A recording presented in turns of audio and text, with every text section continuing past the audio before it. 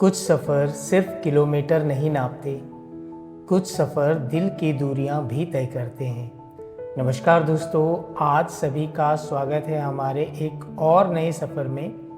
आज का दिन मेरे लिए थोड़ा अलग है, थोड़ा खुशी से भरा हुआ है और थोड़ा भावुक भी है। कुछ ही दिन पहले हमारे घर में खुशियों ने दस्तक दी थी। मेरे बेटे का जन्म हुआ था। घर में पहली बार उसकी किलकारियां गूंजी, नामकरण संस्कार हुआ, पूरा परिवार एक साथ था। माता पिता के चेहरे पर मुस्कान, भाई भाभी की खुशियाँ, रिश्तेदारों का प्यार और सबसे बड़ी बात मेरे बेटे की मासूम मुस्कान। ऐसा लग रहा था कि जैसे भगवान ने हमारी ज़िंदगी में एक नई रोशनी भेज दी हो। लेकिन ज़िंदगी सिर्फ खुशियों का नाम नहीं है, जिम्मेदारियां भी उसी का हिस्सा है। और आज उन्हीं जिम्मेदारियों को निभाने के लिए मुझे फिर से अपने गांव से देहरादून लौटना पड़ रहा है। घर छोड़ते समय हर बार एक अजीब सी खामोशी दिल में उतर जाती है। बाहर से हम मुस्कुरा रहे होते हैं, लेकिन अंदर से कहीं ना कहीं मन यही कहता है, काश थोड़ा और रुक पाता। गांव की वो सुबह, ठंडी ठंडी हवा, पहाड़ों के बीच उगता सूरज, मंदिर की घंटियां और अपने आंगन का वो प्यारा सा नज़ारा, इन सबको छोड़ना कभी आसान नहीं होता। लेकिन इस बात की खुशी भी है कि इस बार इस सफ़र में मैं अकेला नहीं हूँ। मेरे साथ मेरा भाई है, मेरा प्यारा भतीजा है और परिवार का साथ इस यात्रा को यादगार बना रहा। हम धीरे धीरे अपने गांव से निकलते हैं। गाड़ी पहाड़ों की घुमावदार सड़कों पर आगे बढ़ रही है। एक तरफ ऊंचे ऊंचे पहाड़, दूसरी तरफ गहरी घाटियाँ और नीचे बहती अलकनंदा। देवभूमि उत्तराखंड का हर दृश्य ऐसा है जिसे देखकर मन बार बार यही बस जाने का करता है। लेकिन मंजिल दूर है और सफ़र अभी बाकी है।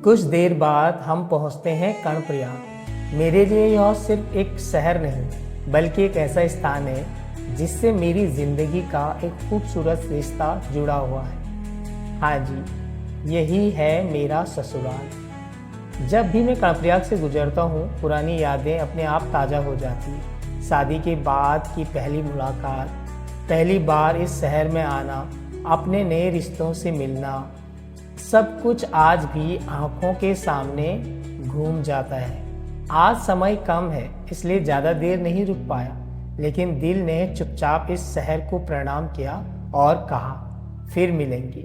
गाड़ी आगे बढ़ी और आगे चलती गई।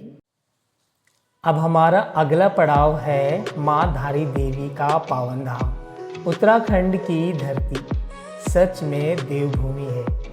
यहाँ हर मोड़ पर आस्था बसती है। जैसे ही मंदिर की सीढ़ियाँ दिखाई देती हैं, मन अपने आप शांत होने लगता है। घंटियों की आवाज़, अगरबत्ती की सुगंध, अलकनंदा का निर्मल प्रवाह और माँ के चरणों में झुका हुआ हर श्रद्धालु, यह दृश्य शब्दों में नहीं बयां कर सकता। कोई भी यहाँ दर्शन करने के लिए आए तो उसका मन यहाँ इस पावन मंदिर को देखकर धन्य हो जाता है। आज का दर्शन हमारे लिए, यह दर्शन हमारे लिए खास है, क्योंकि मेरे भाई ने कुछ समय पहले पूरे विश्वास के साथ माँ धारी देवी से एक मन्नत मांगी थी। उसने माँ से अपने जीवन की सबसे बड़ी खुशी मांगी थी और माँ ने अपनी कृपा बरसाई। आज हमारे घर में जो खुशियाँ हैं, जो नन्ही सी किलकारियाँ गूंज रही हैं, वह हमारे लिए माँ का आशीर्वाद से कम नहीं। इसीलिए आज हम पूरे परिवार के साथ माँ का धन्यवाद करने आए हैं। हे माँ, हमेशा ऐसे ही अपना आशीर्वाद बनाए रखना। हमारे माता पिता, हमारे बच्चों, हमारे पूरे परिवार को स्वस्थ रखना। हमारे बेटे की अच्छी शिक्षा, अच्छे संस्कार और एक सुंदर भविष्य देना। और मुझे इतनी ताकत देना कि मैं अपने परिवार की हर जिम्मेदारी पूरी ईमानदारी से निभा सकूं। दर्शन के बाद मन एक अलग ही शांति महसूस करता है। ऐसा लगता है कि मानो जैसे माँ ने सिर पर हाथ रखकर कहा हो, डर मत, मैं हमेशा तुम्हारे साथ हूँ। और इसी तरीके से जब हम मंदिर के लिए धीरे धीरे आगे बढ़ते हैं तो ऊपर आपको दिख रहा होगा कुछ इस तरीके से मंत्र लिखे गए हैं। हर मंत्र का एक अलग सा मतलब है और आप हर मंत्र का मतलब किसी जानकार पंडित से पूछ सकते हैं। एक तरफ जाने का रास्ता है और दूसरी तरफ आने का रास्ता है, और इस तरह से आप इस पुल के माध्यम से माँ धारी देवी के दर्शन कर सकते हैं।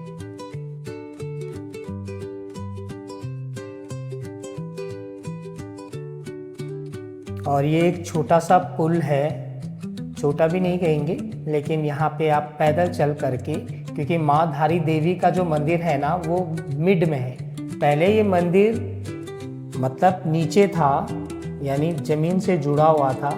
तो यहाँ पे डैम जो बना हुआ है उसके कारण इस मंदिर को ऊपर उठाया गया।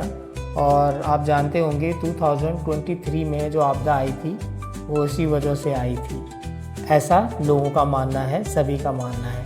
तो मंदिर ऊपर उठाया गया है और अब यहाँ पे श्रद्धालु देखो भाई कितनी सारी भीड़ है। श्रद्धालु की एक लंबी सी कतार लगी रहती है। सबसे अच्छी व्यवस्था ये है कि एक तरफ जाने का और दूसरी तरफ आने का रास्ता था। मुझे यहाँ पे धारी देवी में सबसे अच्छा मैनेजमेंट ये लगा कि यहाँ पे जो सिर्फ प्रसाद चढ़ा करके जाना चाहते हैं, यानी छोटा दर्शन करना चाहते हैं, तो उनकी लाइन अलग थी, और जो पूजा करवाना चाहते हैं उनकी लाइन अलग थी। देखो भाई, मन्नत की साड़ियाँ कितनी सारी बांधी गई है, और ये साड़ियाँ ऐसे ही नहीं बांधी गई है। कहीं न कहीं माँ के लिए उनको एक श्रद्धा है और तभी वो उनसे मन्नत मांगते हैं। मन्नत मांगने के बाद वो पूरी भी होती है। तो इतनी सारी घंटियाँ आप देख सकते हो, ये उसी मन्नत का नतीजा है। यहाँ पे यज्ञ करवा सकते हैं आप। तो यहाँ पे पंडित जी यज्ञ करके, इस यज्ञ के फेरे ले करके, देखो ये उल्टा जा रही थी तो उन्हें टोक दिया था कि आप जहाँ से सभी जा रहे हैं वहाँ से जाइए। और ये देखो भाई, अब मैं जा रहा हूँ, एग्ज़िट हो रहा हूँ मंदिर के दर्शन करने के बाद। अपनी हालत कुछ ऐसे हो गई थी भीड़ में। तो अब मंदिर के दर्शन करने के बाद मैं जा रहा हूँ देहरादून, एक नए सफ़र की ओर। और ये है भाई बंजी जंपिंग, यानी इंडिया का सबसे हाईएस्ट बंजी जंपिंग है, जो कि आप देख सकते हैं देवप्रयाग में खुला हुआ है। और भाई इसे बोलते हैं 5,000 रुपये देने के बाद अपनी आफत को खुद मोल लेना। तो ये वाला तो मुझे कुछ भी अच्छा नहीं लगा, न जाने लोग इसे क्यों करते हैं, अब मुझे नहीं पता, बट ठीक है, एक चैलेंज होना चाहिए लाइफ में। अब हम फिर से सड़क पर हैं। धीरे धीरे पहाड़ पीछे छूटने लगते हैं और सामने आता है गंगा जी का पवित्र प्रवाह। साधु संत, तीर्थ यात्रियों की भीड़ और हर तरफ एक आध्यात्मिक वातावरण। यह जो स्पॉट है ना, यहाँ पे आपने देखा होगा, यहाँ पे प्री वेडिंग शूट होता है और आपने देखा होगा ये काफ़ी पॉपुलर स्पॉट है।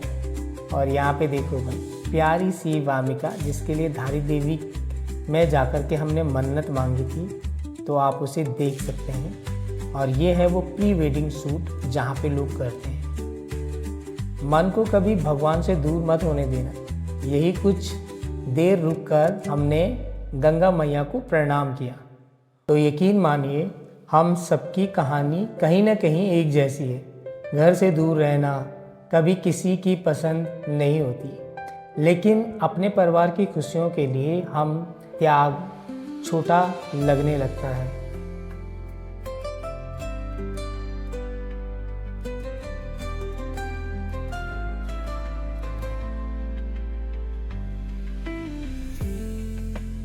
अगर आपको हमारा यह सफ़र पसंद आया हो तो प्लीज़ इसे लाइक ज़रूर कर दीजिएगा। और मैं माँ धारी देवी का आशीर्वाद याद करूँगा, और जब भी घर की याद आएगी ना, मैं अपने गांव की वो सुबह याद करूँगा जहाँ से हर नई शुरुआत होती है। सिर्फ एक भाई नहीं बल्कि एक पिता भी हूँ। अब मेरी मेहनत सिर्फ मेरे लिए नहीं, मेरे बेटे के भविष्य के लिए भी है। जब भी थकान महसूस होगी मैं उसकी मुस्कान याद करूँगा। Miss you my son.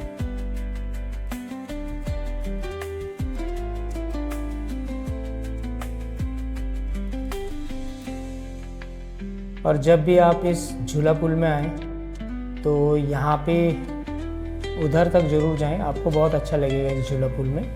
तो हमने कुछ टाइम यहाँ पे स्पेंड किया और ये एक अलग सा एक्सपीरियंस था।